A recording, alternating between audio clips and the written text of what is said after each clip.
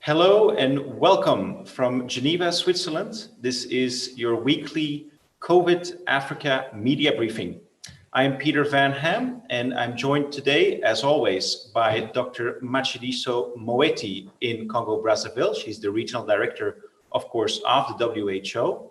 Also joining from Brazzaville, from his home, I believe, is Dr. Michel Yao from the WHO. And we're happy to welcome two special guests today.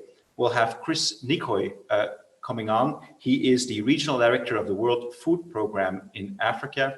He's based in Dakar, Senegal. And then we're welcoming also Dr. Gerardine Mukeshimana, who is the Minister of Agriculture in Rwanda.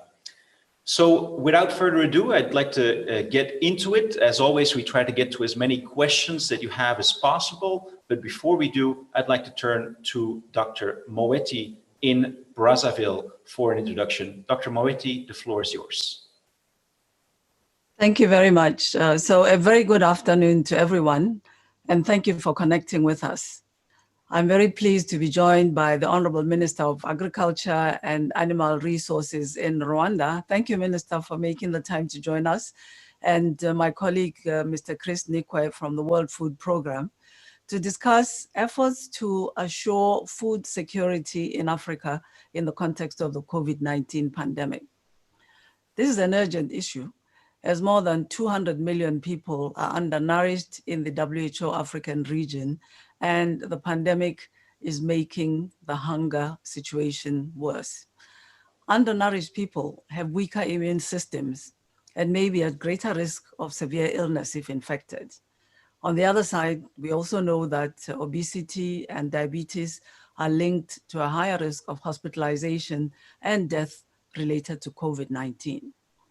As far as the situation is concerned, there are now more than 72,000 confirmed cases on the African continent, and almost 2,500 people have sadly lost their lives. As of this week, the pandemic has reached all 47 countries in WHO's Africa region, with a case being confirmed in Lesotho yesterday. On average, over the past 2 weeks, 1,500 new cases have been reported every day in the WHO Africa region. As countries relax social measures, and this needs to be done step by step, informed by data, with scaled up public health capacities, including testing, communities must be informed and enabled to implement preventive measures like physical distancing, hand hygiene, covering the mouth and nose when coughing, and disinfecting surfaces. Also, covering the mouth and nose with a mask when people are out in public. Continuity of essential services is also incredibly important. This week, a new modeling study by WHO and UNAIDS indicated that there could be 500,000 extra deaths from AIDS-related illness in sub-Saharan Africa if antiretroviral therapy is disrupted for 6 months. The World Health Statistics published by WHO yesterday reported that sub-Saharan Africa accounts for 66% of the world's maternal deaths, and only 1 in 2 women have their family planning needs met. So every woman should have access to quality healthcare, and this reaffirms the importance of continuing providing essential services even as we respond to the COVID-19 pandemic. We also need to pay close attention to transmission in settings where preventive measures are very challenging, like prisons and camps for refugees and displaced people. From the first signal that something is wrong, any person who may be infected should be isolated, tested, and provided with care. In closing, I'd also like to encourage everyone to tune in to the Africa at Home Together Against Coronavirus concert on Canal Plus Afrique this Saturday, the 16th May at 8:30 p.m. GMT. I thank you very much for having joined us. Thank you, Dr. Moeti, and indeed, we're looking forward to that special concert on Saturday on Canal Plus. I'd like to invite also Dr. Chris Nikoi to make your introductory statement, if you will, with us today. And hello, I can you hear me? We absolutely hear you. Go ahead, Chris.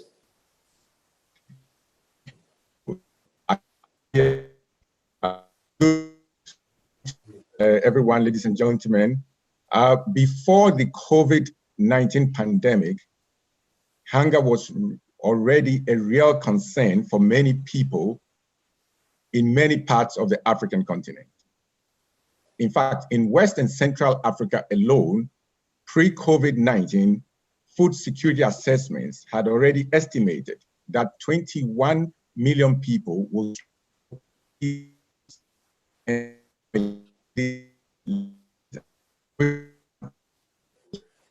August and in some cases to September.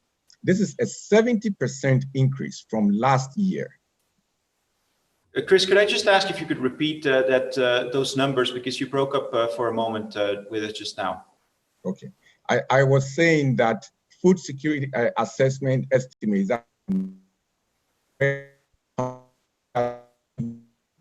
it's themselves and their families during this year's lean season. That is June to August 2020. And this represents a 70% increase from last year, the same time. And why is that? This is due to climate shocks, people having their livelihoods disrupted, and being uprooted from their homes as a result. I think you're trying to say that it's a result of the COVID-19 crisis. But again, you're breaking up, Chris. So we're just going to try to restore your connection, and I'd like to see if we can briefly go back to the minister, if she's with us already, Dr. Geraldine Mukishimana. If we don't, then I'd just like to ask perhaps quickly as we restore the connection, and we'll get back to you soon, Chris. But I'd like to see if we can, in the meanwhile, go to a first question. I know that there's many questions of you today, and a first one from Rhoda with the BBC in Kenya. As we get back to our speakers, could you please come in with a first question for Dr. Moeti? Rhoda, go ahead. Thank you so much. I have two questions for Dr. Moeti. My first question is in regards to what the action that the Burundian government took yesterday, declaring persona non grata the 3 WHO officials. Does the WHO in Brazzaville know why they were expelled? And two, my question is now in Tanzania. What does the WHO make of the Tanzanian government not being able to disclose information about the spread of COVID-19 in the country? Thank you so much, Rhoda and Dr. Moeti. Please go ahead. Two important questions, it seems, to us. Yes, yes. Thank you for those questions. So late yesterday afternoon, I was made aware through a note verbal, about this decision of the government of Burundi, which has asked our WHO representative and 3 other persons, one of whom is a consultant, 2 WHO staff members, to leave the country immediately. What I'd like to say on this matter is that the representative, Dr. Walter Kazadi Molombo, is a long-standing, well-respected staff member of WHO, extremely competent person, who is also a good leader and manager. We are in communication with the government of Burundi to clarify and understand the reasoning behind this decision they have taken. And we are in the meantime then working with the UN system in the country to organize the departure of our staff. I'd also like very much to emphasize that we remain very willing to continue to collaborate with Burundi as a member state of WHO in the African region, and most importantly, to support not only their response to this COVID-19 pandemic and help to minimize illness and death among Burundian people, but also to continue to work with the country on the many other health problems and programs on which we have been collaborating with Burundi. As far as the situation in Tanzania is concerned, again, we continue to encourage the government of Tanzania, like all governments, to provide data, to share data with our experts and teams on the ground, and to give the opportunity then for joint analysis of this data, determination of the trends, where the hotspots are, and advice on the actions that are being taken, how to refine these based on data. This is a principle that we hold with regard to our collaboration with all of our member states, and I can take the opportunity to encourage all countries to share data with WHO, because this is the basis of our being able to advise on measures that they need to be taking. Well noted, and thank you, Dr. Moeti, for that. We'll get back to Chris Nikoi in just a minute. Chris, I think you have, you're again with us. Can we hear the rest of your opening remarks? Please go ahead.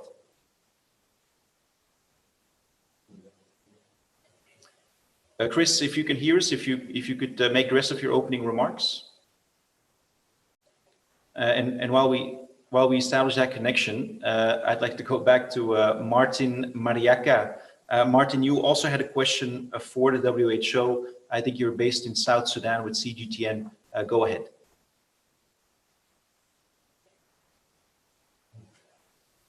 And we're just making sure that we can hear you also, but we can see you. Martin, I know that your question is about herbal medicine, Dr. Moeti, the herbal medicine that comes from Madagascar. And the question that Martin had is, why is the WHO discouraging this medicine? As you well know, that Africans depend, according to Martin, on herbal medicine. What is the WHO stance on that medicine from Madagascar? Yes, thank you for this question.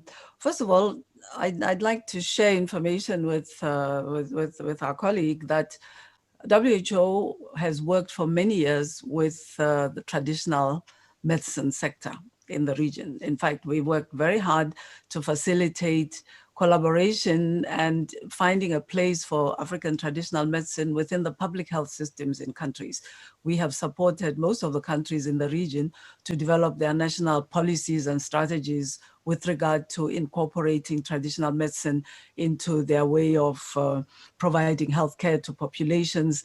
And we have also worked and supported the, if you like, assessment and trials of some herbal products in a number of countries to treat different conditions under scientific settings, under scientific conditions, to look at the efficacy and the safety of these products. So just to emphasize, we have for decades encouraged very much the incorporation of traditional medicine into the way that governments provide healthcare to their people, because we recognize that this is a recourse, this is a resource for providing healthcare for African people. So what we are encouraging is very much along these lines and in line with these principles, that any medicine that is being used, including this product in Madagascar, we advise be taken through some assessment. How effective is it? Under what sort of conditions? What might be its side effects that may be undesirable? What could be the dosing that needs to be adjusted? So this is what we are encouraging. And we are looking forward very much. We've initiated through our country office a conversation with the government of Madagascar and are looking to see the conditions under which we could cooperate with them in testing out this product. So to conclude, we are not at all discouraging the use of a product, but we would like that we would like to advise that it be tested out so that when we celebrate the discovery of this treatment in Africa, it is on the basis of some evidence which can be shared with people in Africa and all over the world. Absolutely. And I think there's also a question already while we have some audio from some of our participants. They'll be with us right away, but I think we'll try to go to Giulia Paravicini right now. Giulia, if you can hear us, go ahead with your question. I can hear you. Can you hear me? Absolutely. Go ahead. Okay, so, well, one question has been partly answered, and it was on basically the WHO response to your staff being thrown out of Burundi.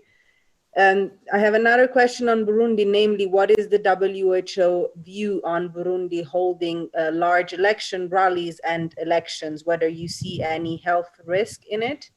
And then I have a second question, either for Dr. Moti or for Dr. Yao, on the case of the fish factory in Ghana, where one person infected over 500 workers. Our reporters have been trying to get information about what happened from the Ghana authorities, but hasn't really worked out. So are you involved in that case? Are you tracking it? Do you have any info on it? And We'll address those first two questions first, Giulia. And I'd like to go to Dr. Yao, who can perhaps answer that question on the fish factory in Ghana, and then afterwards we'll come back to your question about the Burundi election. So Dr. Yao, go ahead. Thank you very much. I will say that our team there are working closely with the national authorities to gather more information, but time being, we don't have a detailed investigation on that. But the country office is closely involved, working with the surveillance team to investigate any COVID case, as well as also providing support in the other areas like treatment and also laboratory testing. So maybe soon we will have further information on that. Thank you. And then we had a second question that came in on elections. It was a specific question about Burundi, but perhaps also more in general, some guidance, Dr. Moeti. Yes, thank you. I think I'll start with the general guidance as far as what we call mass gatherings are concerned. So having many people gathered together in the same physical space. I think we're all aware now that one of the principal measures that is being promoted is to keep a distance between people. So to minimize the risk of droplets, mainly containing the virus, if the person who is coughing, sneezing, or speaking is letting out these droplets, then be landing onto somebody else and transmitting the virus to them. So the principle is very much on keeping a distance to the extent possible between people, and also encouraging then the use of barriers such as masks, so that these droplets can also not be able to be carried and transmitted between people. Coming now to elections, we have seen this discussion about elections going on, I have to say, not only about Burundi or countries in Africa, but worldwide. We've also seen some countries able to carry out elections with the proper measures of social and physical distancing being put in place, and conclude that this has been safely done. Other countries, of course, where the facilities are available, have been able to carry out electronic voting. This, I think in our context in Africa, might be a challenge. So our advice is that any gathering of people needs to be carried out with the measures being put in place, physical barriers in terms of droplets, physical distancing among the people involved. I imagine if elections are being planned, it will be very important for these measures to be put in place so that It would require the type of logistics, forward planning, monitoring how people are gathering, distributing largely the masks, I would imagine, free of charge so that people can get them, people can use them, and very much helping people themselves to know and to understand that even as they gather for this purpose or for any others, it is very important for them to keep that physical distance, and assuring that this event does not then become an occasion for the virus to spread further in the population. Very well. Thank you so much, Dr. Moiti, for that. And I think that our other speakers are also back now. I'd like to try to go to Dr. Geraldine Mukeshimana in Rwanda. I think you're joining us by audio only. Dr. Mukeshimana, could you please make your opening remarks?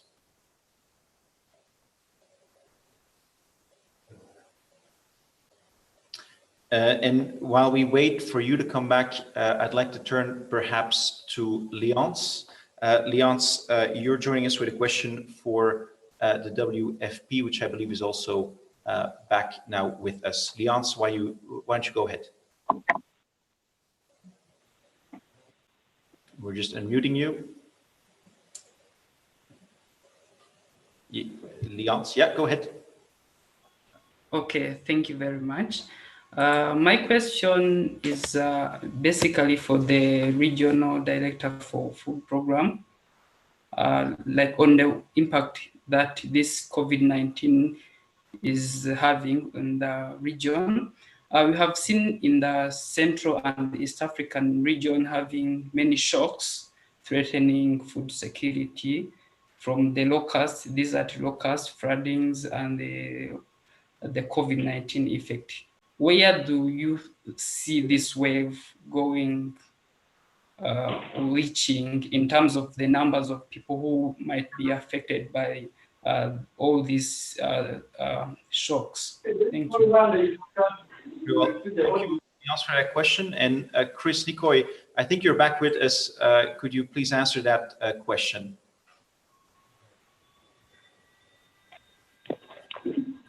And we're just unmuting you. Go ahead. Yeah, thank you for the question. Again, my apologies for the challenges I had with technology this morning. As the gentleman said, and I will speak to this more from the Western Central African perspective. Okay, he's definitely right. Even before COVID, we had a number of shocks which were affecting people. Of course, one is climate change, which is affecting large swaths of Africa. And in fact, I'll say the Sahel region is sort of the epicenter of this effect. In addition to that, we're having shocks in several parts of the African continent. And again, West Africa or Western Central Africa stands out in terms of conflicts, which have led to large numbers of people displaced and in camps, either as refugees or displaced within their countries. And this affects people's livelihood. So when people are now removed from the land, they cannot farm, they cannot produce, and they are living in camps. Also, this affects transportation and trade flows within countries, where if you look at what we call the Liptako-Goma region of Mali, Niger, Burkina Faso, trade across these countries, which has historically been there, all disrupted. And even within countries, because of the conflict and insecurity, food flows were already not optimal because of conflict across West Africa, Cameroon, the Anglophone crisis, etc., and then Northeast Nigeria. So we already, before COVID, had a situation in which livelihoods, economic activities were already disrupted.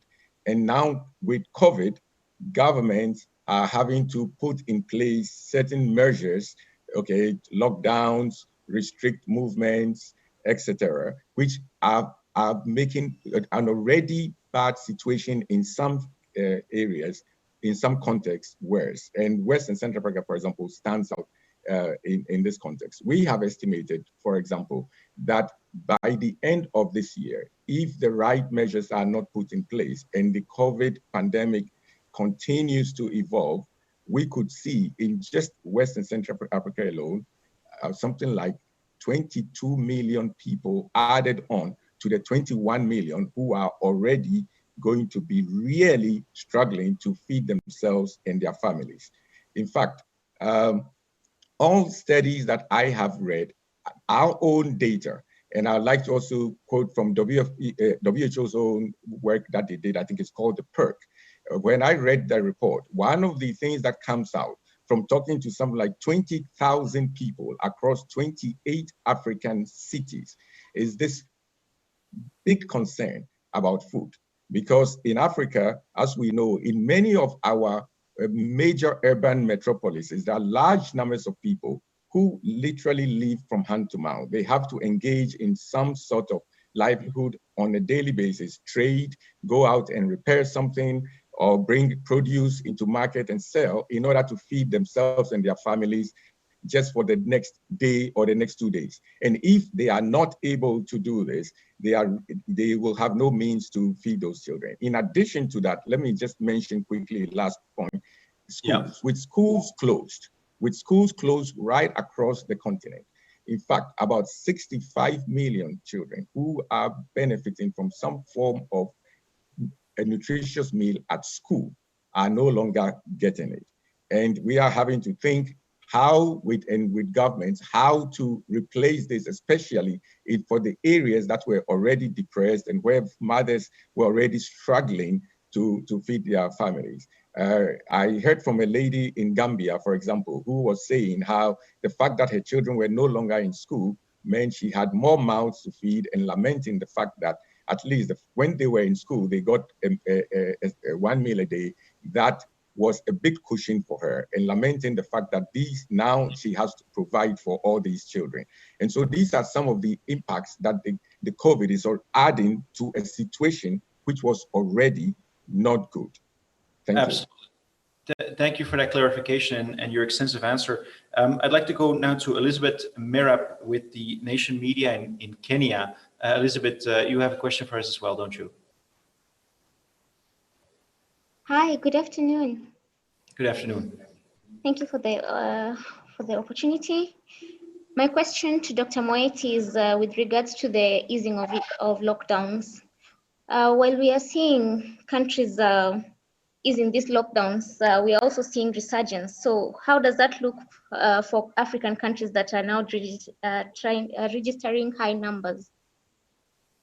Thank you for that question. And Dr. Moeti, go ahead. Yes, thank you for that question. We are working with countries to very closely, country by country, and sometimes even within the country, different localities, because we know that the impact, or if you like, the situation of the spread of the COVID-19 virus is not the same all over the country, even in countries where there is community spread. It's still very much in the capital city and in a few other places. And therefore, what we are working with countries to do is to look at the data and see what is the trend in this area where they are contemplating lifting the measures, what measures are being lifted first, where the risk of resurgence might be minimal, what can then be done next. So the data is serving to advise on a step-by-step process. So it's not only data in terms of the trends in the cases and the spread of the virus, but also information about, if you like, the strength of the public health measures, the scale of these public health measures. Do we now have a solid platform for identifying cases, testing people, contact tracing, isolating people, and stopping the transmission of the virus? That would then give us a sense of comfort about removing some of the measures while we monitor. We also need to be very closely looking at the capacity to detect cases as they come into the country at frontiers, whether by air or by land. And very importantly also, whether people have understood and are enabled to carry out those personal protective measures that we have discussed many times. So the hand hygiene in the houses, the social distancing, and some of the study that Chris was referring to earlier to look at people's knowledge, perception of own risk, capacity at home to carry out some of these is some of the data that's guiding what is being done. As we've said before, it's a challenge of trying to keep the balance. But what I'd like to emphasize very strongly is that it needs to be progressive, step by step, and very much informed by data, both about the spread of the virus and about the strength of the measures that have been put in place and their capacity then to respond, including if there's an uptick of cases. Very clear. And of course, you mentioned the critical issue of data. And I think we have an extra question about that from Kwame Bokye. Kwame, you had a question specifically about Ghana, but I think it applies for the entire continent. Go ahead. Yes. Thank you, everyone.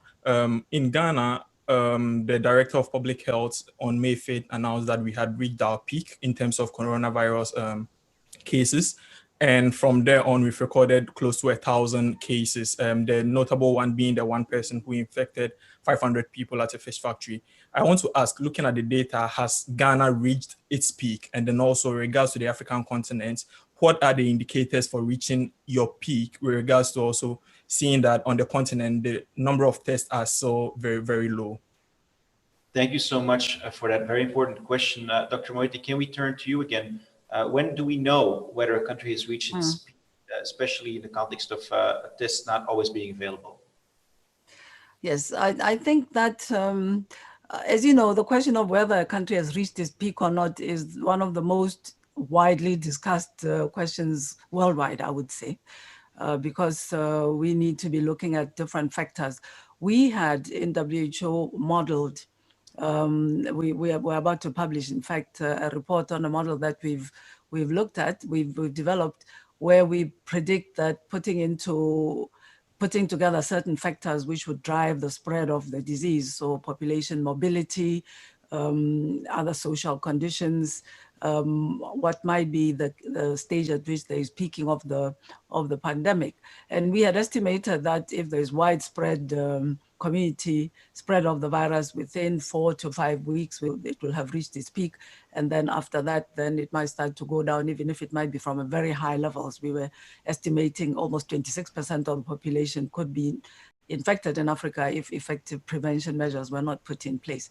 So I think it's a matter of looking at the data of a country, seeing, because we know that countries did put in place these prevention measures, starting with surveillance, contact tracing, isolation, and then the physical distancing measures. So what we are predicting now is that we might reach a peak at a slower pace, but at a lower level of cases in countries. And we would need to look with the Ghanaian authorities at their data and see the conditions, the trends, the basis on which they are saying that they have tested, they have peaked. What I do know is that Ghana is one of the countries that have very significantly expanded testing. So they have gone out there looking for cases. Some of the increase in numbers that we are seeing in Ghana may be related to the fact that, in fact, the case definition has changed slightly. In the beginning, they were probably testing people who presented ill at a health facility, meaning behind that there might be other people who are at the early phases or and who are still asymptomatic. But we will look with the Ghanaian government. We know that they've put in place very strong measures for prevention, and they're also testing very aggressively, which we think is a good combination. Absolutely. Thank you so much. I'll leave Michelle to answer perhaps the question about the person and who infected 500 others. I think that question was asked before. Yeah, Dr. Yao, very quickly, perhaps coming back to that point. Yeah, I was mentioning that is a case that is under investigation, that further information will be made available as soon as possible. And if we look at Ghana, Ghana trend in the last 4 days, there is indeed some decrease, but we need to be careful, as we mentioned, with the confinement and also the huge number of people that could still be exposed. The resurgence is possible. So while noticing some decrease with a while testing, as mentioned by Dr. Moeti, we need also to look at any decrease with a lot of caution. Over. Thank you, Dr. Yao. And I want to turn now to Luke Anami. Luke, if you can hear us, I think you can. So go ahead and ask us your question. Yeah, my question is about the truck drivers. We have seen cases in Kenya where there are very many measures that have been put in place. So these measures have actually led to a lot of stigmatization. The stigma attached to the truck drivers, and in the process, we don't have the goods. You are not able to get the goods to the right places. So my question is, what measures how is WFP and WHO going to sort out this crisis in this region? Thank you so much. And then a crucial question again, of course, about the food supply. Is it possible now that there's some problems with crossing borders? I'll turn perhaps first to the World Food Programme to answer that question, and then we might get a perspective also from the WHO. Chris, if you're with us, could you come in on that question?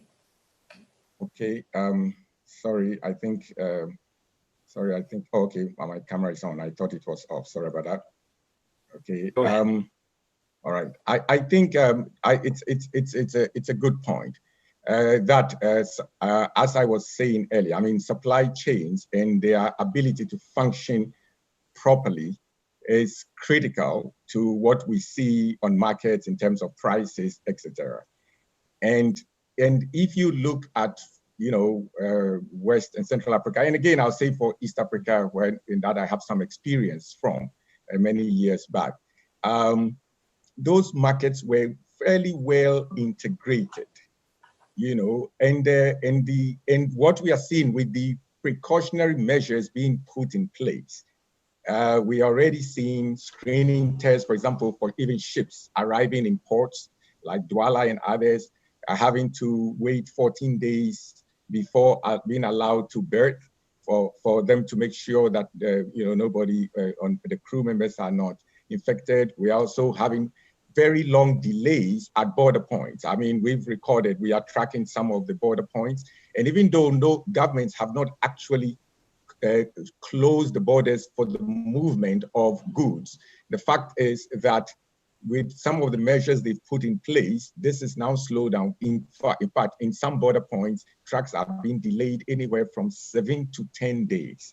Okay, and that is really critical, that if these are the trucks that are moving the food and the other products that we use, and it's leading to one increase in prices. We are seeing that, if you look at the border into Central Africa, etc. And of course, some people are also taking advantage of this situation to engage in illicit bribes and things like that before allowing trucks and others to cross.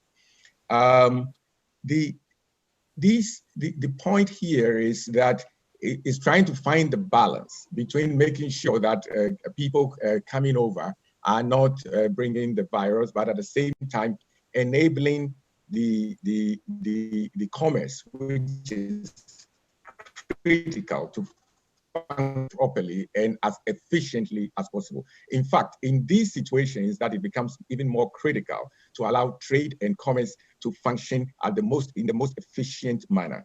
So what are we doing from a World Food Programme perspective is we are trying to provide policy advice to governments. And I'll give an example of one of the measures, the events that will be happening. Tomorrow in West Africa, we have a 3-hour consultation with all the member countries in West Africa, with ministries of agriculture, commerce, ECOWAS, the SAILS, which is the interstate body for drought prevention, etc., to discuss some of the, and then we're also having the transport federations and the agricultural, the sort of food producers and food sellers associations, all participating with advisors to presidents and all that in this 3-hour forum tomorrow, to try to discuss the sorts of measures that need to be put in place so that the flow of food and goods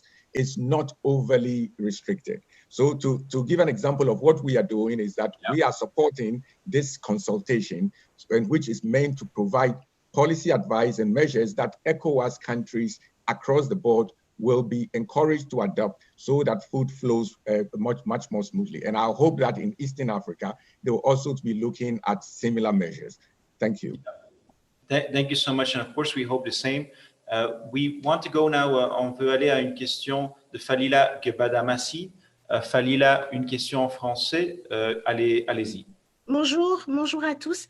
La question que je voulais vous poser est à propos du schéma de la pandémie en Afrique aujourd'hui, y compris l'Afrique du Nord, qui n'est pas, certains pays de l'Afrique du Nord ne sont pas dans la zone, dans la région OMS de l'Afrique. C'est quelle est la trajectoire, quelle est l'évolution de la pandémie aujourd'hui, à part les chiffres que vous avez donnés en introduction, de la pandémie en Afrique, et quels sont les constats que vous avez faits, ces caractéristiques, en fait, après plusieurs semaines d'observation maintenant? Quel est le schéma de l'évolution de la pandémie et quelles en sont les grandes lignes? Merci. Merci Falila, et c'est bien de vous voir parce que je pense que vous avez posé déjà des questions dans les semaines antécédentes. Donc c'est bien finalement de vous voir et de vous entendre. Dr Yao, pour cette question, pouvez-vous répondre s'il vous plaît? Merci beaucoup. De façon générale, en Afrique, que ce soit les pays de l'Afrique du Nord ou de l'Afrique subsaharienne, on observe toujours une augmentation de cas, mais particulièrement dans la région subsaharienne, on a constaté que si la progression continue, on a le nombre de cas qui pourrait être multiplié par 2 chaque 8 jours. Et donc, c'est une tendance à la hausse qu'il faut observer. Pour toute l'Afrique, plus de 70 000 cas et plus de 2400 décès, ce qui fait à peu près 3,4% de la létalité. L'autre observation faite, c'est que l'épidémie se trouve en ce moment, le plus grand nombre de cas se trouve dans les capitales. Et les régions beaucoup plus éloignées sont moins touchées dans la plupart des pays. Et donc là, il y a possibilité d'agir pour protéger l'arrière-pays et surtout s'assurer qu'on utilise ce momentum-là pour mieux préparer l'arrière-pays pour pouvoir répondre. L'autre aspect aussi est que plus de la moitié des pays dans la région subsaharienne de l'Afrique ont une transmission communautaire et donc avancent probablement vers des pics. Et donc, il faut absolument renforcer les mesures de prise en charge, notamment de détection, de suivi des contacts, de tests, mais aussi de prise en charge. Et puis l'autre aspect, je pense qu'il viendrait certainement des questions, c'est que le profil des malades est qu'on a une bonne partie des malades, des patients entre 20 et 50 ans, et il y a aussi une proportion au-delà de 61 ans, mais qui est dans une proportion moindre comparée à ce qu'on a observé en Asie ou en Europe. Donc, c'est une tendance globale à la hausse avec des grandes villes touchées et l'arrière-pays qui reste à être protégé, mais aussi la nécessité de décentraliser très rapidement pour qu'il y ait une capacité homogène à travers tous les pays pour répondre à cette épidémie qui pourrait être longue tout en assurant une continuité des services. Merci. Merci beaucoup pour cette réponse, Dr. Yao. And we turn now to Tim Cohen from the Business Maverick in South Africa. Tim, please go ahead. Hello, thanks very much. Dr. Moeti, I just wanted to ask about this open letter that has been published today. It was signed by 140 people. I think it's 60 or so, 50 former world leaders. It's in the name of the South African president, Cyril Ramaphosa. It's a sort of a little bit hopeful, I think. I mean, they're talking about a vaccine. There seems to be lots of concern, of course, that the vaccine will be expensive and won't be available to everybody, particularly to African countries. In the letter, he actually addresses the WHO specifically, and says that the WHO should press for mandatory sharing of all COVID-19 related technology, as well as the scale up of manufacturing so a vaccine could be made available worldwide. I just wanted your response to that. Do you think the WHO should press for mandatory sharing of COVID-19 technology? Thanks very much. Thank you, Tim. Dr. Moeti, we listen to your response. Yes, thank you very much. So I'm not aware of the letter, if it was published today. Sorry, I was handling a couple of other emergencies. But I mean, certainly WHO is part of a coalition that is working very much towards equity in access to any vaccine that is being developed. We've seen in the past few weeks some events organized by WHO and the consortium, including groups like CEPI, which is already an alliance of countries and organizations that have worked together to help to manage the process of the research and finding of the vaccines used in the Ebola outbreak. And very much the same principles are being adopted in working together to ensure that the private partners who are going to be investing in this, the governments who are going to be benefiting, the multilateral agencies through whom funding and some of the technical capacity is being mobilized, work together to ensure and get agreement on equitable access to the vaccine.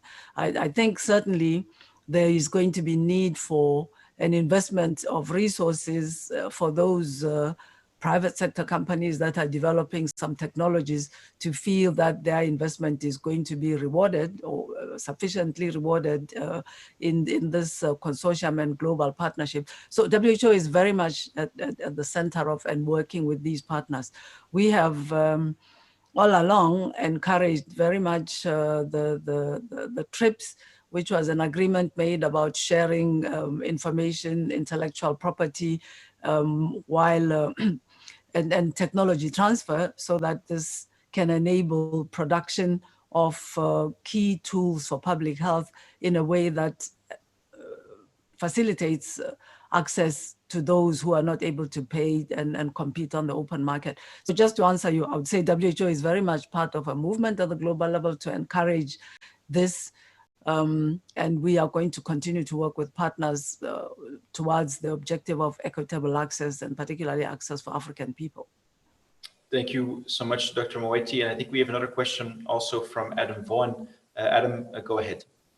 Hi, a question for Dr. Moeti and the other panelists. Just wanted on the food security side of things, what are your best and worst case scenarios for undernourishment as a result of the pandemic? I just wanted to get an idea of what the range is.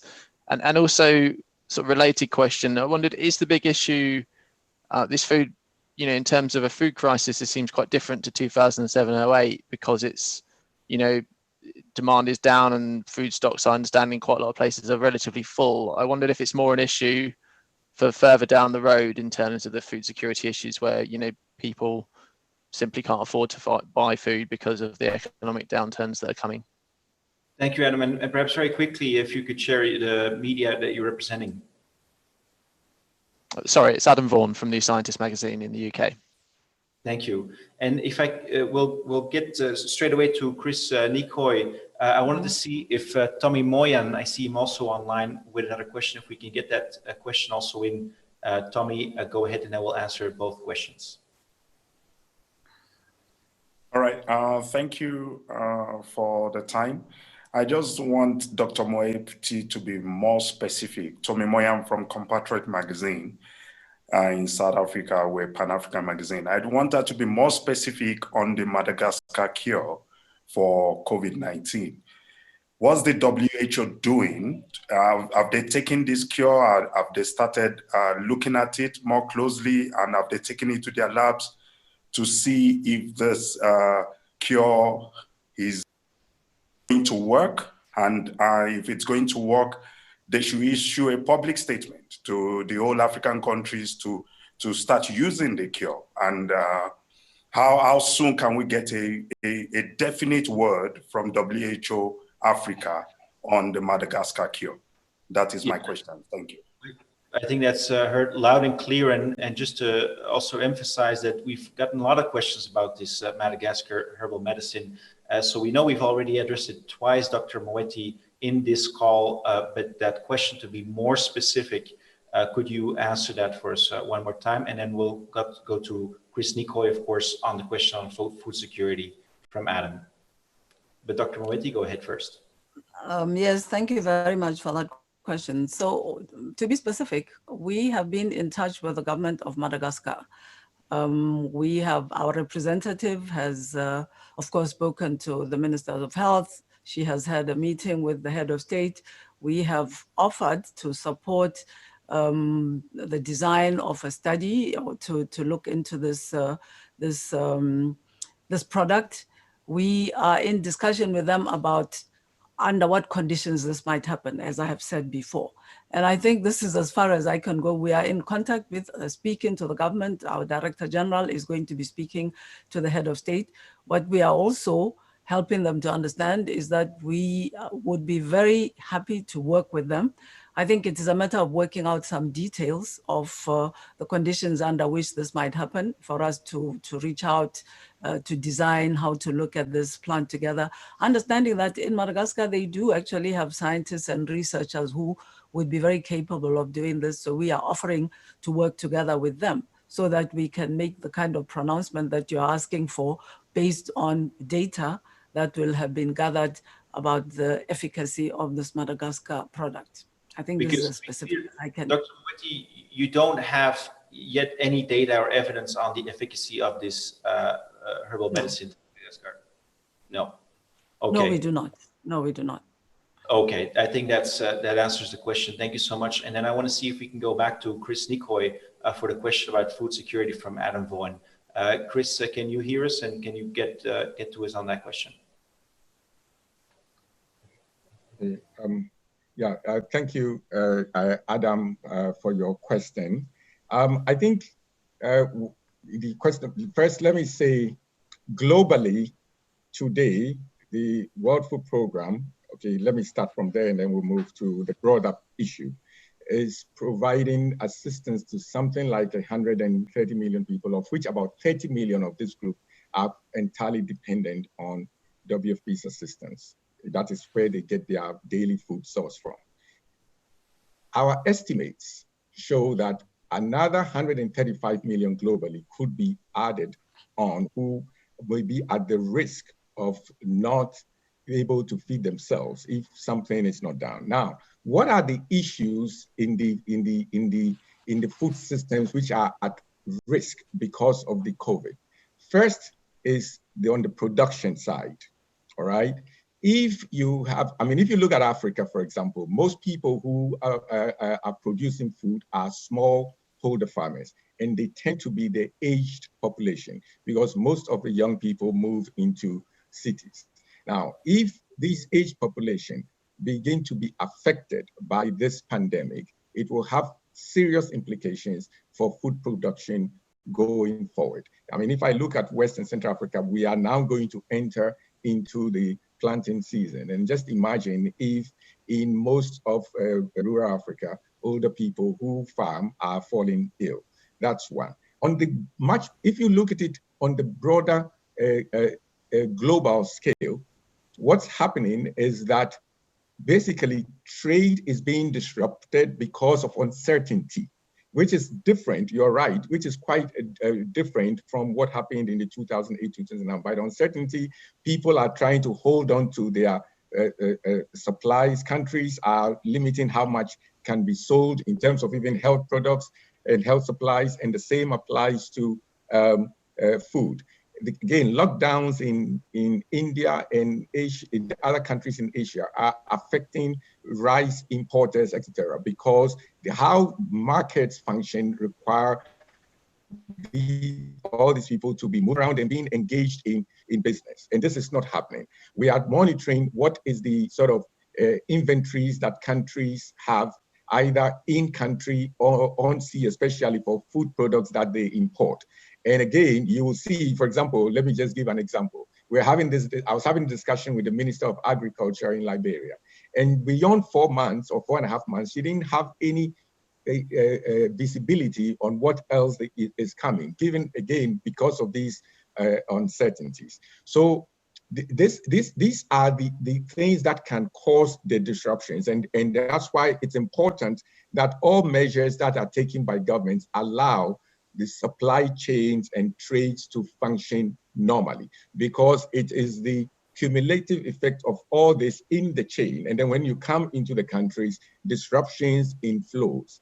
And then lastly, let me just point out that we were earlier talking about the people, the daily wage earners, the people who literally live from hand to mouth.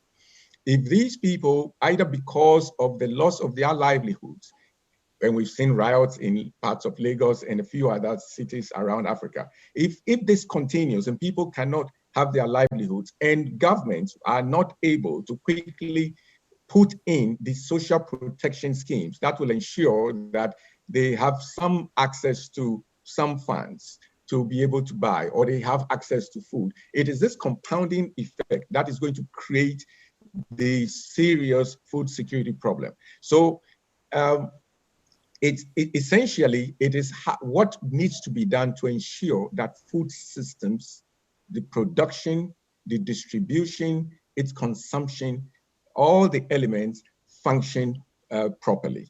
And the last word, if you permit me, is on young children between 6 months and 5 years, malnutrition. And let me just use the figures from just my region. 2018, we had something like 8 million kids under 5 who were malnourished. This year, having nothing to do with COVID, but just all the issues of conflict and other shocks, this figure is expected to rise to 12 million. And this is even before COVID. So again, if food systems are not functioning, if mothers cannot get access to reasonably priced, nutritious food for their children, etc., we are going to have a very serious malnutrition problem across the continent. Thank you. Thank you, Chris. And I think we can try one last time to go to the minister in Rwanda. Let's see if we can hear you now. Minister, go ahead if you can hear us. Yeah, hi, how are you, everyone? I think I have been following up on the questions, and I think issues that are being addressed there are real life issues, and this COVID-19. I think it's translating into food and nutrition issues, even the whole economy and livelihoods of people. And for us in Rwanda, we are just coming out of a 49-day complete lockdown, which is now relaxed from May 4th. And I think even before, when this pandemic announced itself, it could be anticipated that it may be translated into food security problems given its transmission methods, but also the proposed containment measures.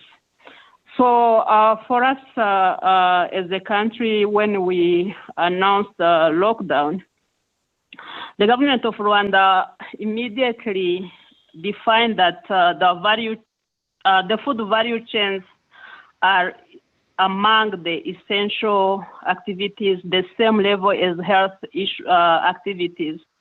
And we defined the guidelines on how critical agriculture activities, input and output, supply chains, even food markets, how they continue to function while everyone is respecting the health guidelines. And activities that were to be that usually are conducted in a communal setups, such as extension services, rural markets, and all of these things, they were twisted to use IT tools And in the cases where people could not move and the agricultural labor becoming bit scarce, the government assisted the farmers by providing a mechanization support so that we make sure that the seasonal activities are not disturbed. And also our government, I heard WFP mentioning how the dairy people depending on dairy wages are being affected. It is true. They are heavily affected by lockdowns. So what we are doing as the government of Rwanda, we have extended food assistance from the national strategic reserves and also purchasing some nutritious foods that are not having immediate markets, such as milk and eggs. And we support those who usually depend on dairy wages, or for the children of families coming from the families with limited income. Yeah. But also, as we usually have social protection programs, we made sure that they continue functioning even if people were not working. And we just finished drafting our economic recovery plan, and our government made sure that food self-sufficiency become a very important component. There are issues that are coming out of Minister, our reach. If I can just ask, because we're running out of time, but we do want to make sure that we get one last question also specifically for you. So I apologize to interrupt, but I think we have Christophe Hitayezu on the line, who is in Rwanda and who has a question for you. And I hope we can get to that and then close the meeting. Go ahead, Christophe. Thank you very much. The horticulture subsector has been highly affected because the produce was used to be exported and also consumed in hospitality facilities. What are the innovative solutions that to maintain sustainable recovery of the subsector? But I had on another question to Dr. Moeti. Yeah, I'm afraid we won't be able to get to that anymore. So we'll get to the first question, Christophe, because I'm afraid we're running out of time. So, Minister, can you tell us a little bit more about your plans on that front? Sure, yeah. I mean, horticulture production is one of the affected sector. And what we are doing is making sure that we are linking producers with the consumers, and so many IT-enabled traders have emerged.